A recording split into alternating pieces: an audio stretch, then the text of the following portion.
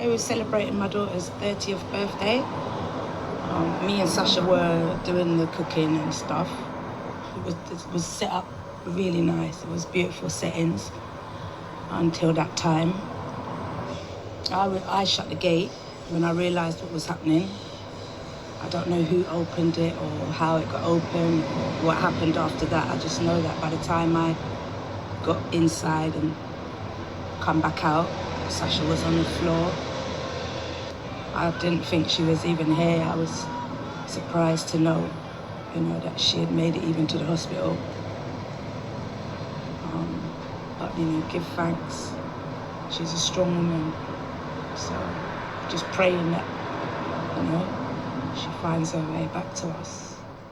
Sasha Johnson's case may never be solved, and the hard truth is, it is in part due to people like Sasha Johnson. Sasha Johnson is what you would call race first, which actually means black men first.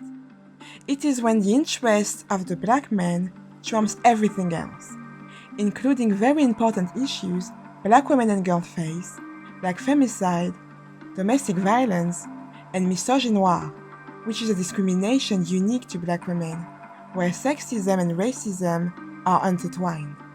Sasha made the choice to be black male identified, and it came at a cost. The killing of black men's become a pandemic. We're in a pandemic and it's resting with us that actually we've been in a pandemic for a while. The rest of the world's just got to their pandemic, but we've actually been in this pandemic for a while.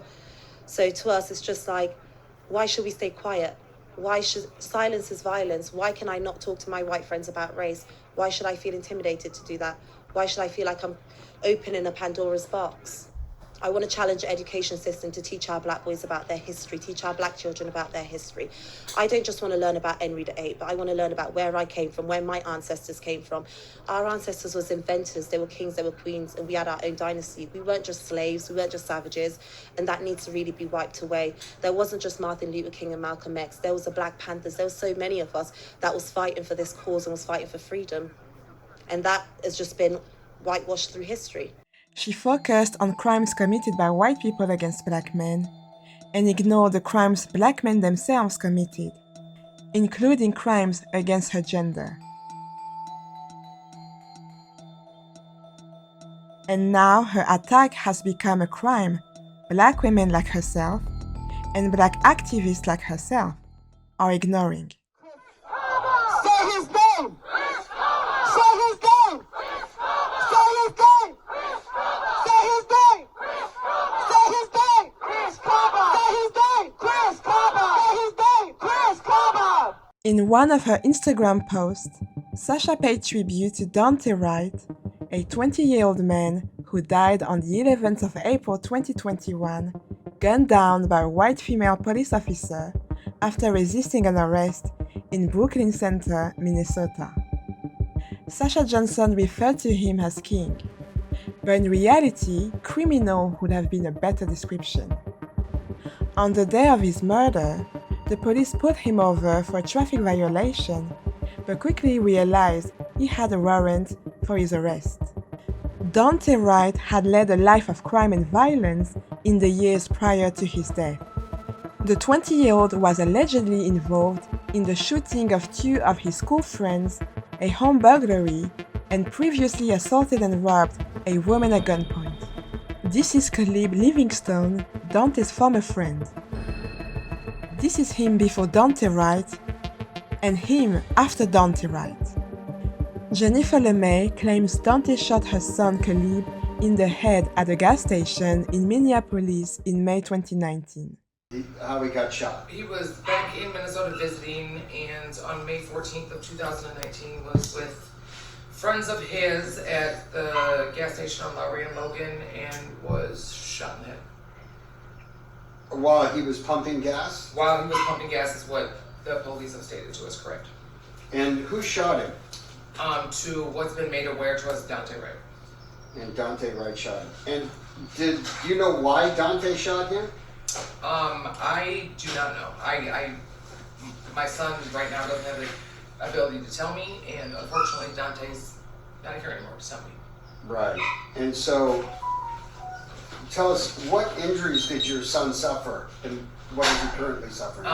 He suffered from a traumatic brain injury of an enclosed bullet wound to the head that affected his front temporal lobe and his frontal lobe. So where was he? Could you show us, like, on your head, or where were you shot? Right shot here, right there? right here is where he was struck at, correct. And the bullet is still... It's in place, yes. And because of that, so he requires 24-hour care? Yes. He requires not only 24-hour care, but he requires 24-hour care 7 days a week, 365 days a year by 2 trained individuals. The reason being is because of the tray placement, and through the progression of his recovery, he ended up with what they constituted as respiratory failure. So we have oxygen, we have ventilators, I run an ICU in my house. Literally. So he can't speak? With the way his trach is placed, no, because it's placed sitting on his vocal cords where they're not able to vibrate. And he doesn't have any movement of any of his limbs? No, he has free movement of his limbs.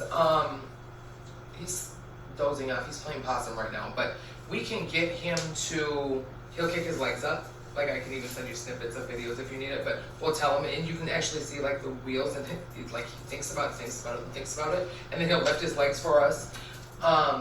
His arms, like, this is one of the, before he started communicating with his eyes, this is what we call knuckle sandwich. But we've learned to work with Caleb to find a way to communicate. So he has very limited movement then? Yeah, of his upper extremities, yes. Mm-hmm. His lower extremities, they're free. He doesn't have contractures. He can't walk? Okay. And probably, unfortunately, that is out of the woodwork. Never will? And probably he'll never be able to speak, really, or? No, because once they take his trach, it will allow his vocal cords to vibrate. Now, what is going to come of the vocalization or the verbalization is unknown. Right. You're hoping he'll be able to vocalize some stuff in the future with some work. We've seen September 9th, because he had his brain flap replaced the 11th, right? September 9th, they told us he would be that of an infant for the remaining portion of his life. He wouldn't follow commands. He wouldn't follow commands. He wouldn't know the difference between day and night. He would not recognize us. He would not know emotions. He would be vent dependent, etc. And somehow, some way, by the grace of higher beings, that's not been true. But as a 19-year-old, because of Daunte Wright, he's not enjoying what normal 19-year-olds should and could be doing right now. Right. He'll probably never, he won't drive a car alone. He won't be back in the football field. He won't be able to play ball with his service dog. We don't even know if he'll ever be able to tell us he loves us again. So, yeah. A woman identified as C.V. told the Daily Mail that Daunte Wright assaulted her and pointed a gun at her in the attempted robbery in December 2019. So he had messaged me to come hang out, and he said he was with his friend because I asked who he would be with, and he said Daunte's name. You knew Imagine from high school? Yes. Okay. Yeah, that's how I knew him. Like, we never really had conversation, we never really talked, but I'd never heard anything bad about him at that point. They were kind of just procrastinating on leaving. And then I'm like, all right, we gotta go, because I gotta go do stuff. And they said, like, their ride was there, finally. So we all were like, get moving towards the door, and they had their shoes on and everything ready to go. They were both by the front door waiting for me to walk out. I bend over to put my shoes on. I didn't even put the second shoe on yet. Like, I was just putting the second shoe on. And he, like, stands up straight, and he puts both of his hands in front of, like, himself, like, kind of like in a stance. And he's like, I know you have the money, give me the fucking money. And I'm like, what? When he pulled out the gun, I was like, I had I had looked him dead in his eyes, and like all I saw was literally like darkness. Like, I'm not even kidding you. It was evil, and I just felt that through my whole body went numb, and I was like, is you taking my life over $800 worth going to prison for the rest of yours? That's what you said to him. I literally said that to him, and he started choking me. Like, he put his hands around my neck. That's when he grabbed my shirt, and he said, I know the money's in your fucking bra, just give it to me. And so he had like gripped my shirt, and he started pulling it, and I'm trying to like move, and so he ended up ripping my shirt apart. I felt like my life was endangered at that point, obviously, and I was not okay, and I was screaming and crying when he was choking me that second time, and Imaje's like, we gotta go, and so he like let go of my neck, and they started to like, Imaje opened the door, and they started to sprint out of my apartment. I immediately called my roommate, and I asked her like, what do I do? Because I walked in and I'm like, I can't find the money. And as I was on the phone with her, I needed to like do something with like change or whatever, and the money fell out of the side of my bra, and I'm like, oh my god, like the money's still here. I'm stuck with re-traumatizing myself every time I have to speak upon this subject or see it on the news or hear from my grandma that an old friend is posting in honor of Daunte because of the whole Black Lives Matter thing. And I had to park my car at the police station, and I had to stay with my mom. Like, I did not feel safe at my apartment because I felt like someone was gonna kill me while I was sleeping. And when I was there, I had to keep a knife on me. And so it's like, it's just, I hate having to fear that, like, I don't know if anybody's, like, waiting for me to, like, be alone to hurt me because of what happened to him. This is the man Sasha Johnson paid tribute to and referred to as King. If you look at his alleged victim, Khalib, he shares similarities with Sasha Johnson. Khalib was shot in the head and left in a vegetative state. The street knows who did that to him, but keeps quiet, just like in Sasha Johnson's case. Daunte lived by the gun, he died by the gun. And because he wasn't killed by another Pookie, but by a white police officer, his family became instant millionaire. Khalib will never receive any compensation from Daunte's family. And even if Daunte was unsuccessful in stealing the white girl's money, what she has experienced at the hand of that man is very traumatic.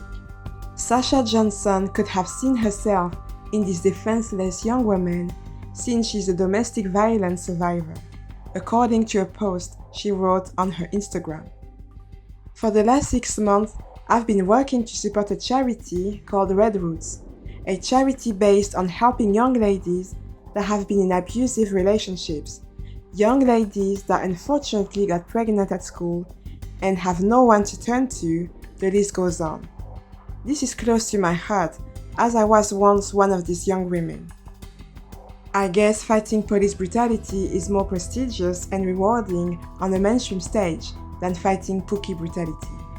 The fact that some black women are willing to brush off or downplay violent behaviors displayed by these BLM darlings, which often involves terror inflicted upon women, all that in the name of black unity, reveals how deep internalized misogyny goes. The hard truth is, the wall of silence the investigators talked about. We have literally hit a wall of silence in relation to people not wishing to help us. I believe, from what I'm being told, that there is a distrust in relation to the police themselves, and there's a distrust in the system.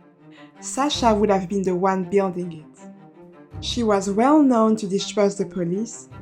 She had celebrated men with a violent criminal past, de facto erasing their victims from the equation. She rallied against police brutality, but never challenged Pookie brutality. You do not want to replicate the gun system in the United States anywhere else in the world. Let me tell you something. You guys have over 55,000 killed.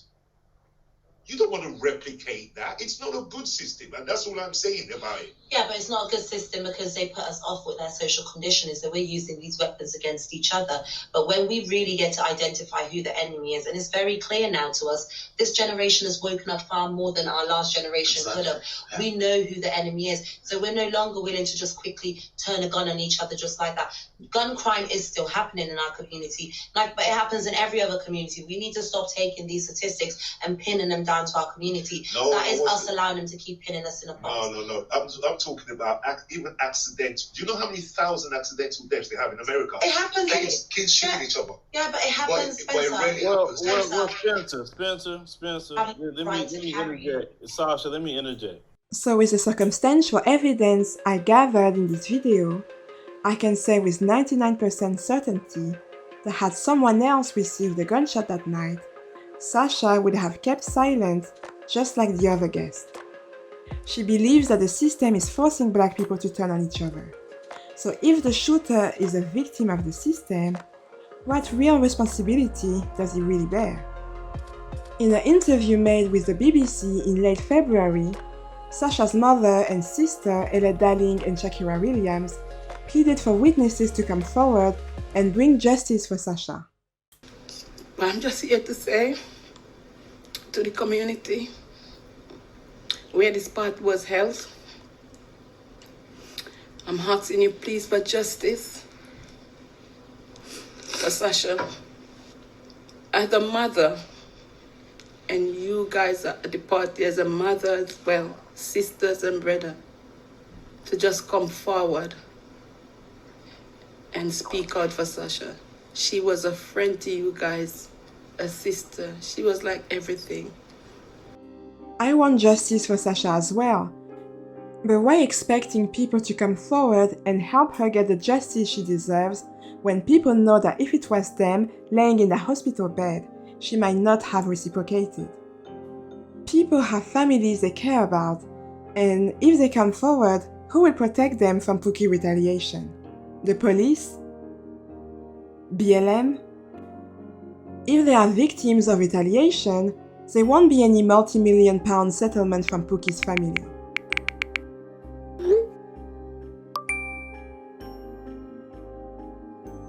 Not only you would come forward and bring justice for someone who more than likely would not have reciprocated, but also your family wouldn't get any payout if things get ugly and you lose your life. And on top of that, your community will remain silent, like your black life didn't mean anything.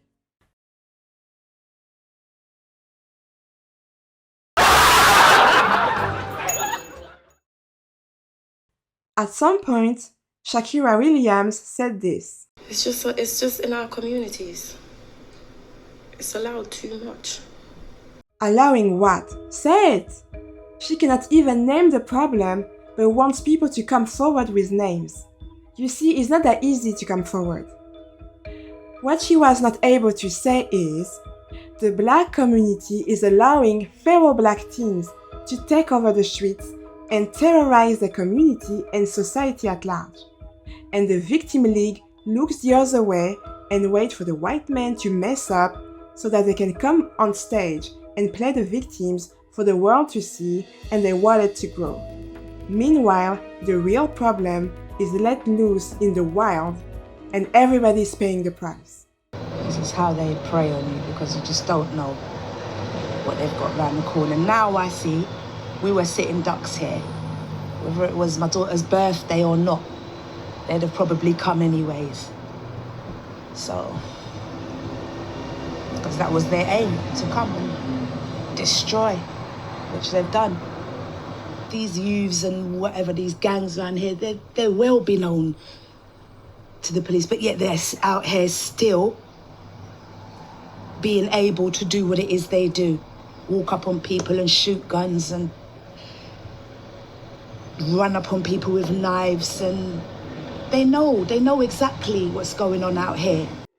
Ella Darling asked people to bring justice for her daughter, but when Sasha was chanting Black Power at her rallies, She was demanding justice for the type of man who would on the 23rd of May 2021 stop a silent disco with a gunshot in her head.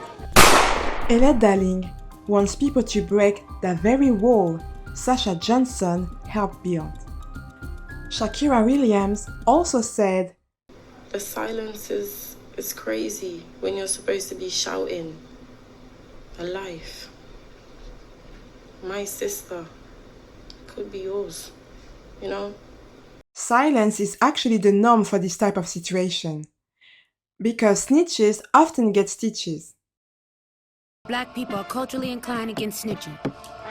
Hey, I ain't seen nothing. Hell no! Man, fuck your mom. Hello, sir. I'm Officer Calloway. I'm here to... I didn't see nothing. I don't know nothing. Right. Cheers. The Victim League and black activists have remained silent on this story because they want it to go away. It threatens the narrative and exposes who is the real threat to black lives.